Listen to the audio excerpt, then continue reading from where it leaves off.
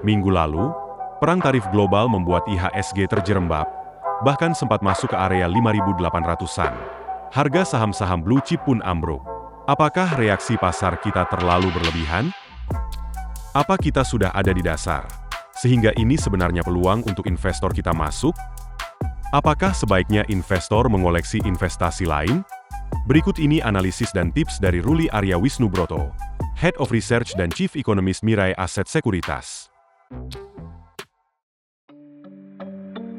Memang hal ini sepertinya memang hal yang kayak baru pertama kali terjadi. Meskipun memang kita sudah pernah mengalaminya ya di perang dagang jilid pertama antara US ya yang dipimpin oleh Donald Trump dengan China. Kita lihat perkembangan sampai dengan saat ini. Itu sepertinya memang di perang dagang di tahun 2025 ini mungkin impact-nya akan jauh lebih besar dibandingkan dengan yang terjadi di tahun 2018.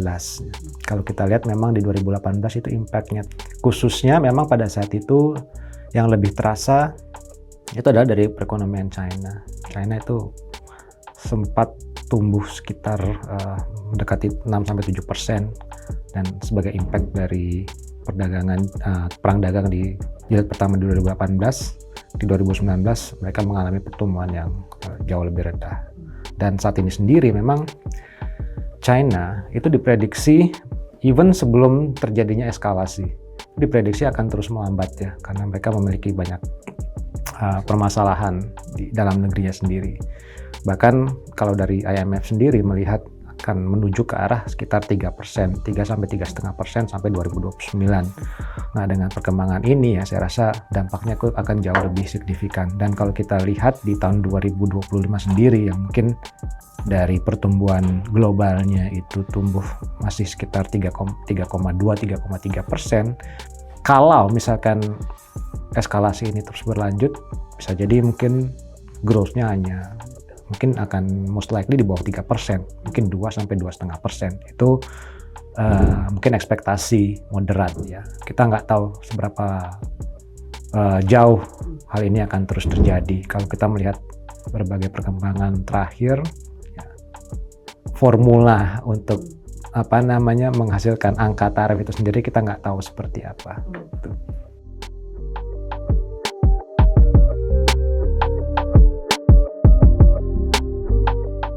Saya rasa yang diinginkan oleh Trump ya. Jadi mungkin tujuan utamanya adalah menjadikan kan istilahnya di tanggal 2 April itu Liberation Day. Jadi Amerika Serikat terbebas dari ketergantungan impor terhadap negara-negara lain.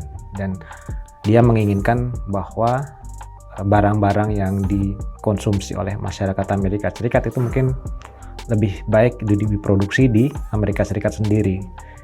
Dan dia menginginkan ya selain karena memang investasi akan mendorong pertumbuhan ekonomi dan juga menciptakan lapangan kerja. Tapi mungkin juga agak sulit untuk sebenarnya dipredik. Maksud dari tujuannya adalah mungkin dia akan mengurangi impor, mengurangi ketergantungan dan sekaligus juga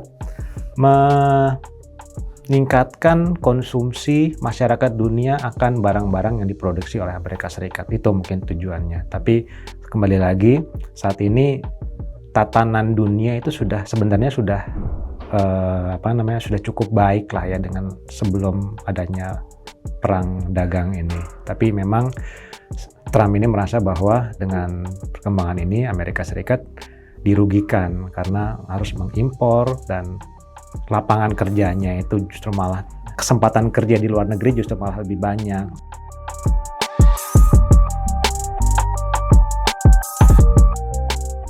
Saya rasa seberapa jauh perang dagang eskalasi jadi saya masih belum bisa memperkirakan sampai berapa jauh, seberapa besar tarif akan diterapkan. Tapi keseimbangan baru most likely memang akan terjadi ya. Jadi sepertinya mungkin dengan adanya eskalasi perang dagang yang terutama Amerika Serikat dan China, mungkin negara-negara di dunia ini akan lebih terfragmentasi. Mungkin kalau buat Indonesia sendiri, Amerika Serikat itu menjadi salah satu negara tujuan utama dari ekspor non migas ya, atau mungkin boleh dikatakan paling penting ya. Jadi memang Amerika itu tujuan kedua ya kalau kita urutkan, setelah China itu Amerika Serikat, dan proporsinya terhadap ekspor non migas Indonesia itu sekitar antara 10-11% di tahun 2024 ya. Jadi memang saya rasa dari Indonesia sendiri itu masih berusaha untuk melakukan negosiasi, karena kalau justru kita akan melakukan retaliasi, saya rasa agak sedikit berisiko karena kita tidak memiliki daya tawar yang cukup kuat. Sebenarnya kalau Indonesia sendiri itu bukan merupakan kontributor terbesar dari defisit. Bahkan kalau diurutkan 10 besar pun Indonesia mungkin belum masuk ya, mungkin sekitar antara 11 sampai 15 lah urutannya. Tadinya juga saya pikir Trump itu akan lebih fokus ke yang paling gede seperti China, Vietnam, Meksiko, Kanada, dan lain-lain. Tapi ternyata Indonesia diterapkan tarif yang lumayan besar, 32%. Nah itu jauh lebih tinggi dibandingkan dengan kita ekspektasi kita ya. Di samping bahkan 10% pun itu merupakan suatu yang signifikan, karena di tahun 2018 sendiri kita juga nggak termasuk, kita bukan merupakan salah satu negara yang diterapkan tarif impor, dan memang hal ini jauh lebih buruk dibandingkan yang kita perkirakan sebelumnya.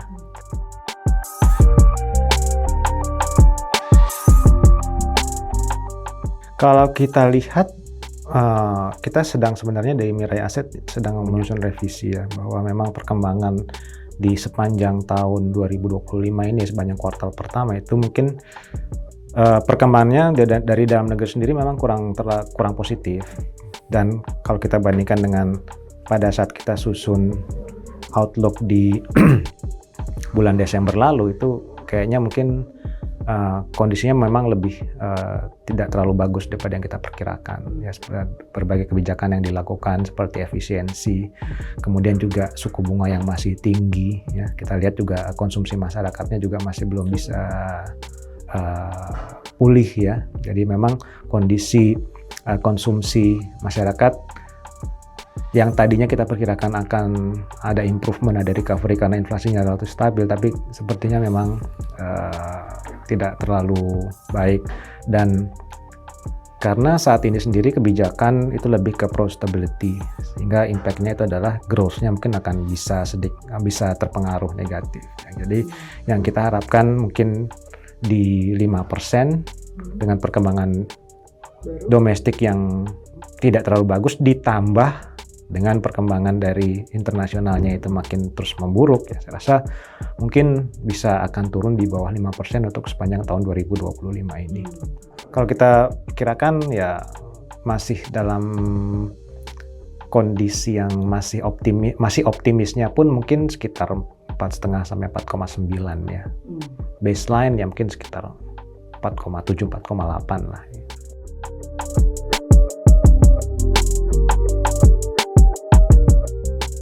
Kita mungkin akan menunggu dulu dari kuartal satunya seperti apa, karena mungkin sepanjang tahun 2025 ini yang paling besar pertumbuhan potensinya itu justru di kuartal 1 karena bertepatan dengan Lebaran. Kalau misalkan angka di kuartal 1 ternyata lebih tidak baik daripada yang kita perkirakan, itu mungkin nanti di kuartal-kuartal berikutnya mungkin akan bisa jadi lebih rendah. Dan mungkin ya kalau misalkan angka dari konsumsi rumah tangganya itu rendah ya, atau dengan kata lain di bawah 5%, ya bisa jadi kemungkinan besar di kuartal 2 sampai kuartal 4 itu akan cenderung terus melambat, apalagi dengan adanya efisiensi anggaran dari belanja pemerintah. Ini saya rasa impact-nya cukup besar ya, sekitar 300 triliun.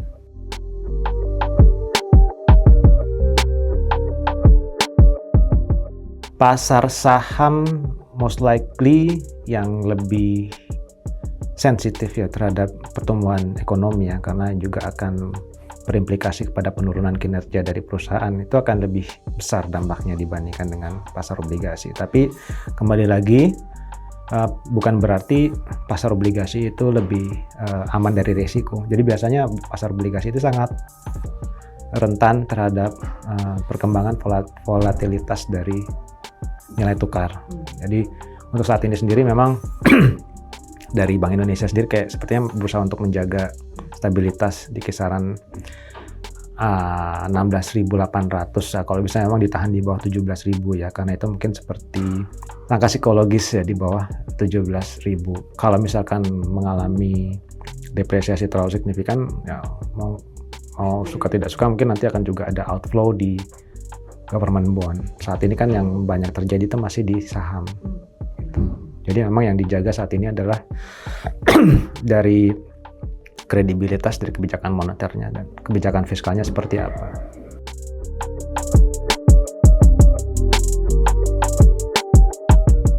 Kalau dibiarkan tidak dilakukan stabilisasi atau tidak dilakukan intervensi, sudah pasti rupiah itu akan di atas 17.000 seperti yang terjadi pada saat kita masih libur lebaran. Pada saat itu rupiah sempat di atas 17.200 dan memaksa Bank Indonesia untuk melakukan rapat Dewan Gubernur pada saat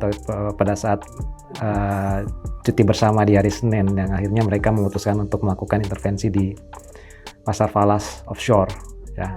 Karena pada saat itu di NDF itu 17.200 dan pada saat hari pertama itu rupiah sempat mencapai 17.200 ya, bahkan di onshore di dalam negeri, tapi pada saat itu juga dilakukan intervensi.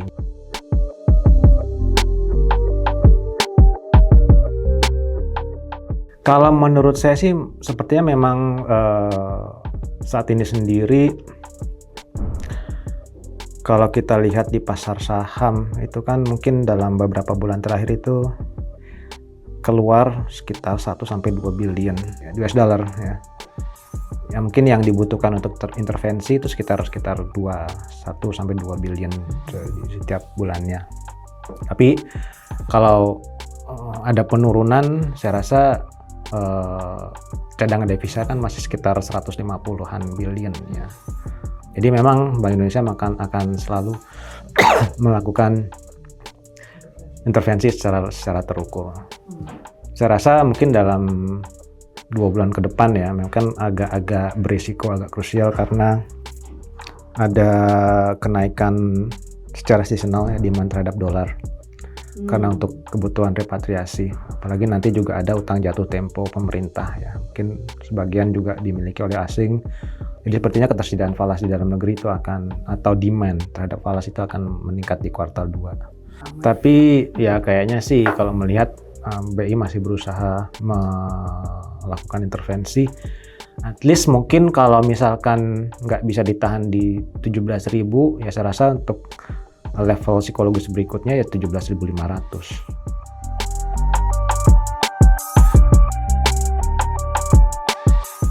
Memang kondisinya itu agak sedikit anomali ya. Sekarang dolarnya kan juga lagi turun ya. Indeks dolarnya itu ke kisaran 102, bahkan sempat ke 101-an gitu.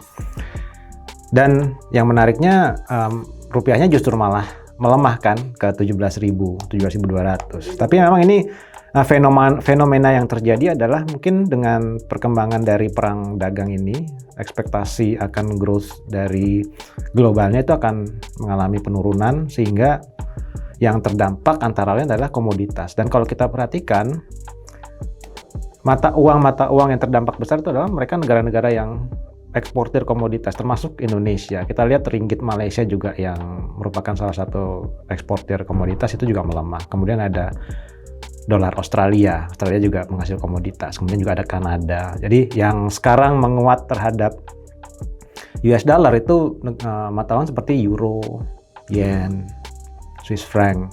Selain itu juga memang saat ini sendiri ya optimisme terhadap prospek ekonomi Indonesia juga mungkin tidak terlalu optimis gitu ya. Agak low optimism on Indonesian growth 2025. Kita khawatirkan kalau terus menerus terjadi ya 2026 juga kayaknya bisa kurang optimis juga.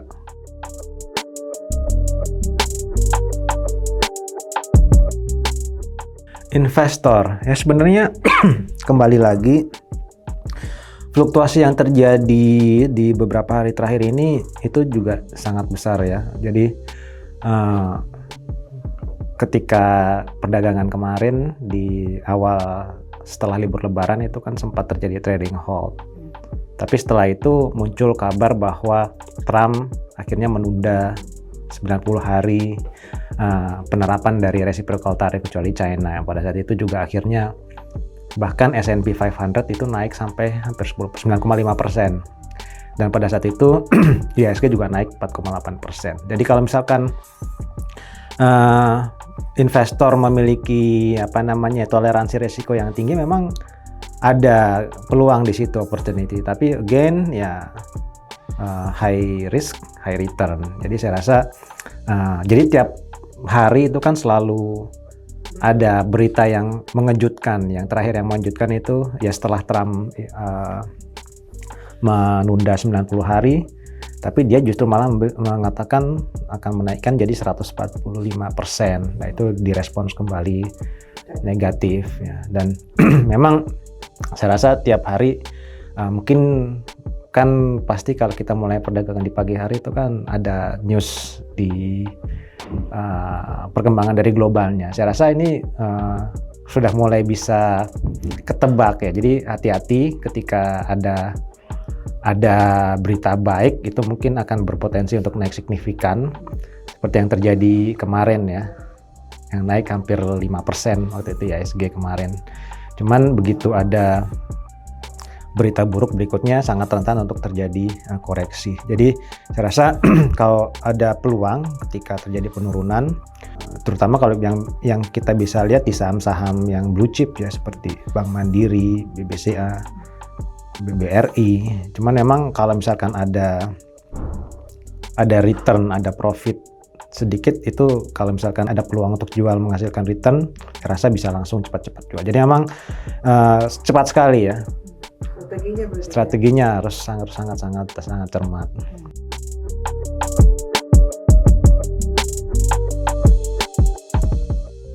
Iya betul. Cuman kalau misalkan memang ada beberapa long term ya, mungkin dengan kondisi IHSG saat ini yang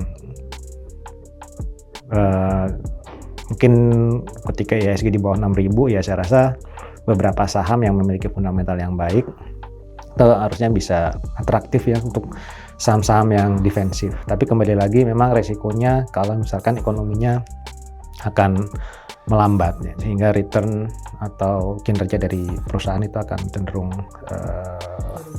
mengalami penurunan. Dan untuk saat ini sendiri memang menurut saya sih yang lebih cenderung lebih memiliki stability ya, karena resiko dari volatilitas nilai tukar itu lebih dalam jangka pendek itu mungkin akan banyak diintervensi ya, sehingga mungkin fluktuasinya itu tidak akan terlalu besar. Jadi saya rasa di SBN harusnya cukup menarik ya, cukup investasi yang aman dan lebih menarik dibandingkan dengan saham kondisi saat ini.